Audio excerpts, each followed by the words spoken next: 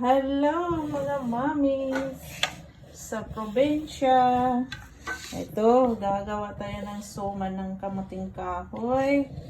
Ito, grated coconut. Ito ang kasaba. Pinapigsa ko. Ito, tingnan mo nila. Inialis ko yung yung tubig, yung niya.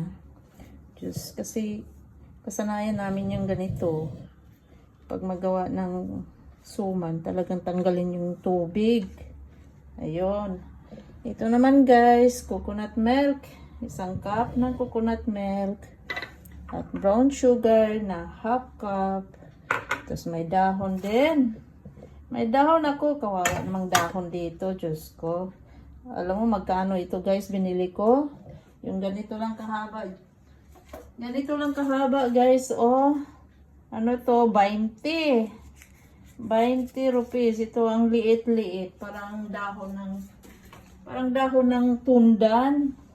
Liit-liit. Kaya maliit talaga ang suman ng magagawa ko. Tingnan mo. Ang liit-liit ng dahon ng saging. Yun. Anyways, at least makakain ng suman, kamuting kahoy. Ito, umpisahan ko na guys. Magawa ko ng suman. Papakita ko sa iyo kung ready na ito. Basta ito lang ang mga sangkap niyang gagawin ko. Yun. So guys, panuorin nyo sa pag na ready na yung suman ko.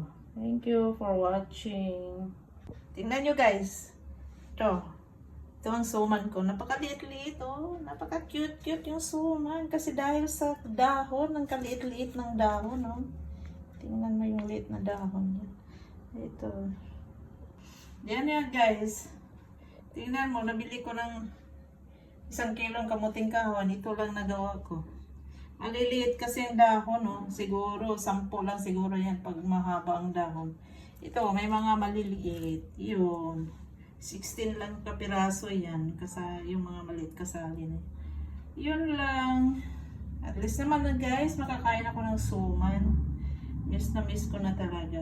Yun. So guys, ito na oh. Binalot ko yung suman. Niluto ko na. Ayun.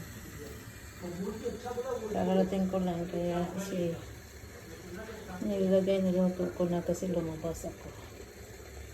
Kumain kami sa labas. Yan. Luto ko na yung suman.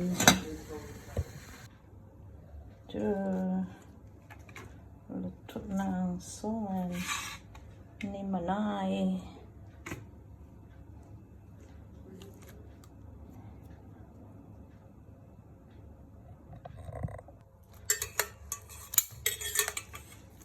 Luto